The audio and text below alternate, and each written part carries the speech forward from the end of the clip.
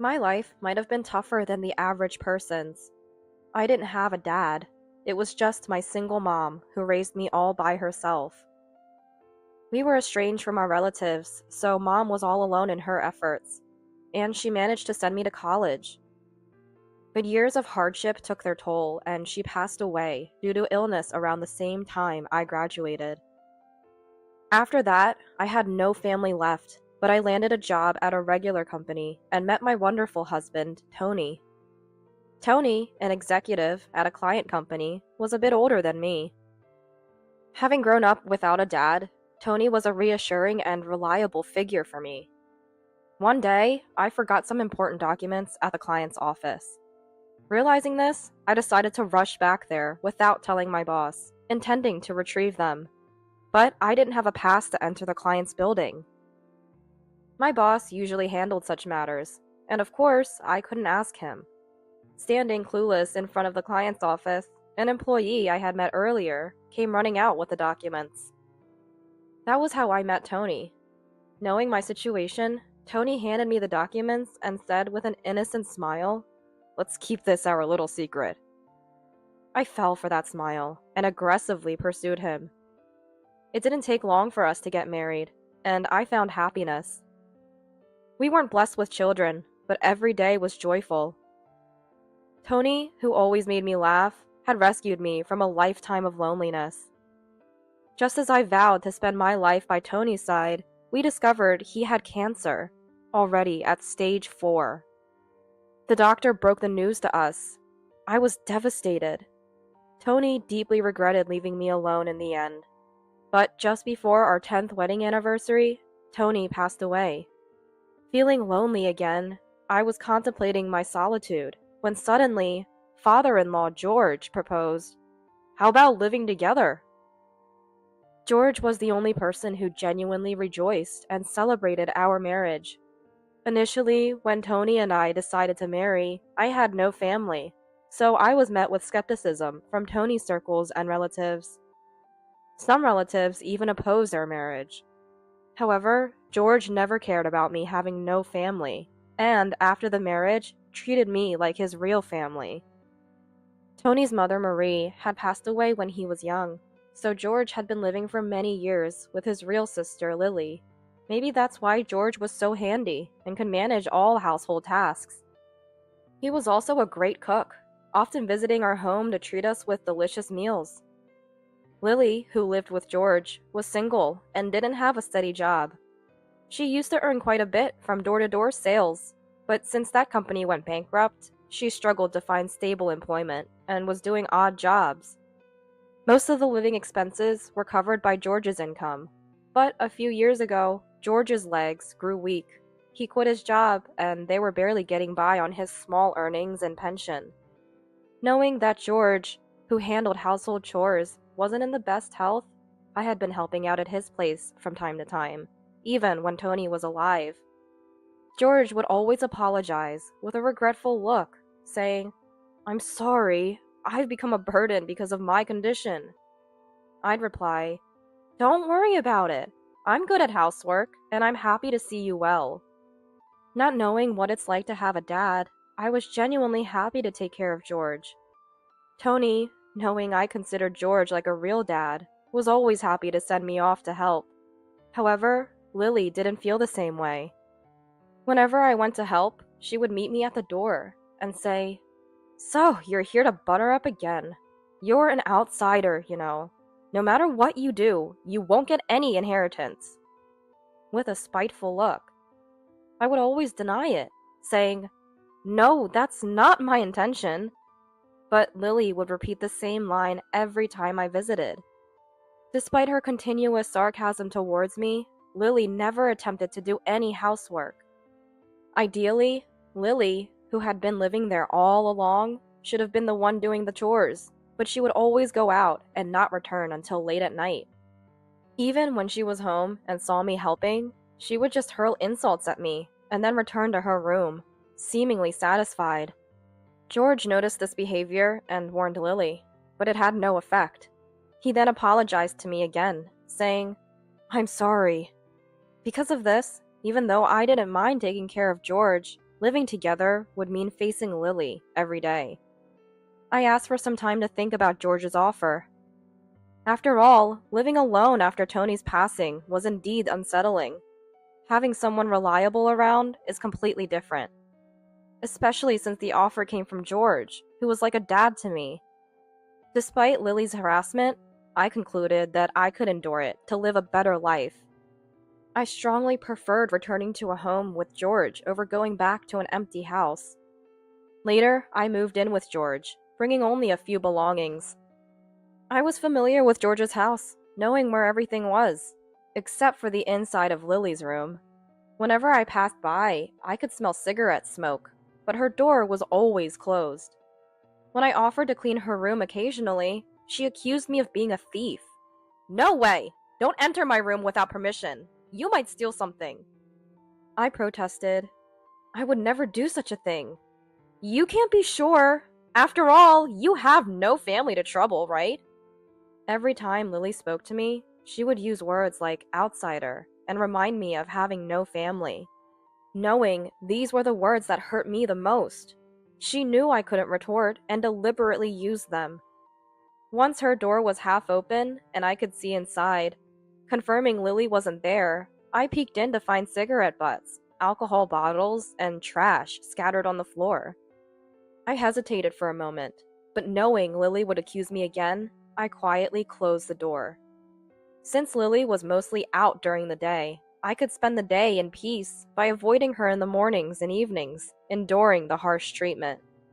This life continued for several months. Lily's harassment persisted, but during this time, George's health deteriorated day by day. Recently, walking became difficult for him, leading to more bedridden days. His health worsened, catching colds more frequently. Despite hospital visits, his condition did not improve, and a year into living together, he couldn't get out of bed anymore. I suggested hospitalization, but George stubbornly refused. Seeing this, Lily loudly accused me in front of George. "Ever since you came to this house, George's health has been declining. Are you putting something in his food, I wonder?" George looked at his sister, but no longer had the energy to admonish her. Then, turning to me, he wore the same apologetic expression as before. Perhaps he was worried that if he were hospitalized, Lily would torment me even more. I continued to care for George while trying to ignore Lily's constant bad-mouthing. Lily didn't care for her own brother at all. She only entered George's room to hurl insults at me. But as George's care was demanding, I barely reacted to her. Maybe because I didn't respond to her verbal abuse, she started throwing things at me when she was drunk. "Don't act all high and mighty cleaning our house. This is mine, and George's home. Just stick to cooking or something," she yelled, splashing her drink on me. My head was drenched in alcohol, and some even spilled onto George's bed. "Stop it, please. It's getting on George," I begged, trying to stop her. But Lily, drunk, wouldn't listen. "Don't order me around, you plague! You're the one weakening George!" Her actions filled the room with a smell of alcohol. When Lily got like this, there was no stopping her until she was satisfied. Sometimes, she would even hurl abusive words at George. "George, maybe it's time for you to find peace. If this continues, my living expenses will turn into your medical bills. This woman will be happy to be rid of her caregiving duties."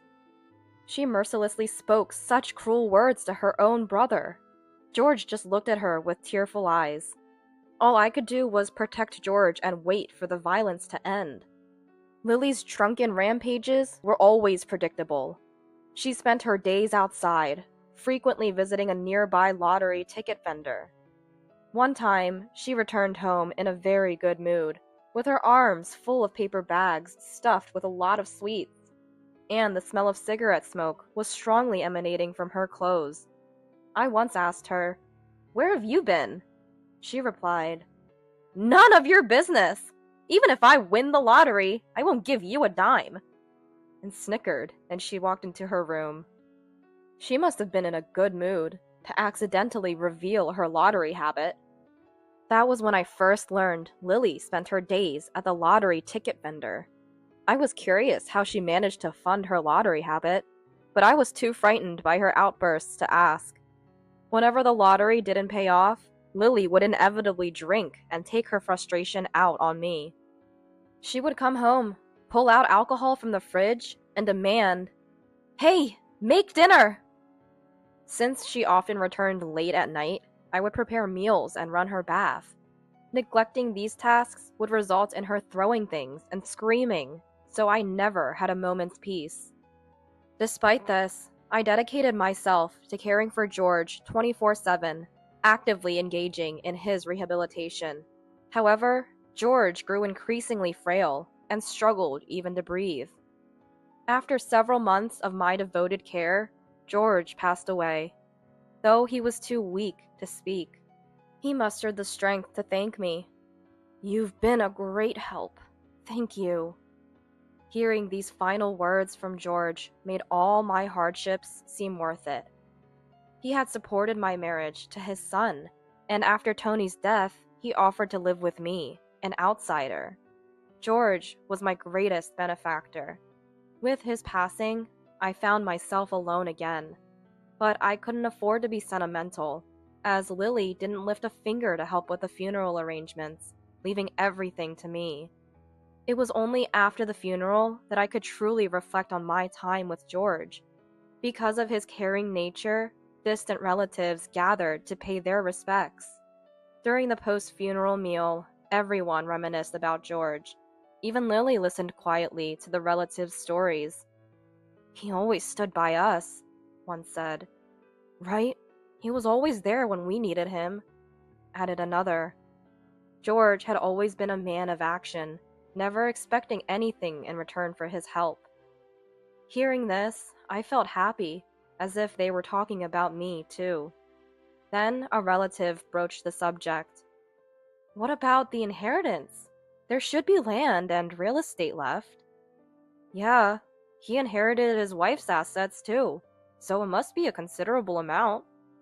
Despite the funeral just ending, they started discussing the inheritance. Hearing this, Lily's eyes lit up. "Right! I'm the closest blood relative, so I'll protect George's inheritance. Besides, I've been taking care of him, so I have a right to inherit," she confidently declared. Watching Lily's eyes sparkle, I felt a deep sense of unease. But I couldn't avoid the inheritance discussion. It was a matter that didn't concern me. As the relatives were getting worked up over the inheritance, a man suddenly entered. Everyone looked at him, but judging by the relatives' faces, no one seemed to recognize him. Amid the strange atmosphere, the man handed out his business card and said, "I've been entrusted with the will." Lily, sensing an opportunity, approached the lawyer and said, "Really? Then let's open the will right here." Her eyes were shining again as she pulled the lawyer to a seat. The lawyer took out the will from his bag and began to read it in a calm manner. Lily's face turned red immediately. The relatives also became restless. The will stated that all of George's estate was entrusted to me, and nothing was left for his biological sister. I was as surprised as anyone. Even though I lived with George, I was still an outsider. That he entrusted his entire estate to me was unexpected. Hearing the lawyer's words, Lily lost her bright eyes, her face filling with anger and hatred. "How can he leave the inheritance to some unknown woman? This is unacceptable. Has George lost his mind?" Lily yelled in a voice that was almost like a roar. She continued, "After Marie passed away, it was me who lived with and struggled with George. What does this woman know about our lives? It's ridiculous to leave everything to her." She looked ready to pounce on me. Some relatives seemed to agree. "Yeah, she lived with him for a long time. She's his real sister. Maybe there's a mistake in this will. Probably moved in for the inheritance. Yeah, maybe she manipulated him into writing the will." The relatives, perhaps upset they weren't receiving anything, started to speculate wildly. Internally, I thought, they don't know the truth. But I knew any protest from me would play right into Lily's hands. As I remained silent and looked down, the relatives' mistrust in me seemed to grow. Just as they were about to discuss contesting the will, the previously silent lawyer spoke up. "Decide what to do with this will after you see this," he said, placing an envelope and a USB memory stick on the table. Lily, with a puzzled expression, opened the envelope, and a multitude of photos spilled out. They showed Lily in a rage, swinging around bottles of alcohol. She turned pale and clutched the photos tightly. As the relatives gathered and saw more photos, they found images of Lily throwing things at me and George, and her entering the lottery ticket vendor. There were also pictures of her withdrawing money from a bank ATM. The lawyer explained promptly, "These are photos of her withdrawing George's pension without permission."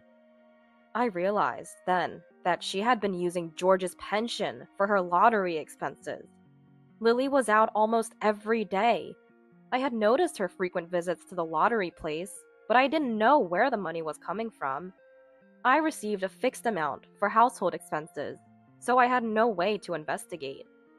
Seeing these photos, the relatives who had been suspicious of me now turned their doubtful eyes towards Lily.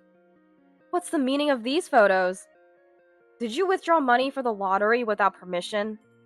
Lily, struggling for an explanation, said, "I did it because George said it was okay.